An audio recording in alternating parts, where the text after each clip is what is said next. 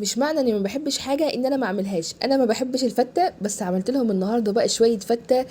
تعالوا شوفوا الطريقه وشوفوا هنعملها ازاي وشوفوا القمر ده بيتعمل ازاي.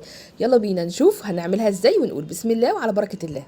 اول حاجه هنبدا بيها عشان يبقى طعمها حلو وهي الشوربه. تعالوا بينا نشوف هنطلع من اللحمه شوربه حلوه ازاي.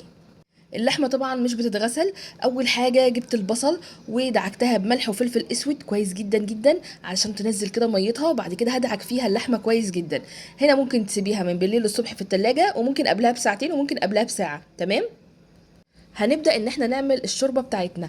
اول حاجه جبت حته سمنه بلدي كده مع فص مستكه، وهشوح فيهم اللحمه. طبعا بشيل اللحمه من البصل وبشوحها فيها كويس. هنا بقى عشان ندي طعم جبنا الماسوره القمر دي. الماسوره دي والعظم بيدي طعم حلو قوي قوي للشوربه، والماسوره كده بتنزل البهاريز بتاعتها بتبقى حلوه قوي. هنا حطيت بقيه البصله بتاعتنا.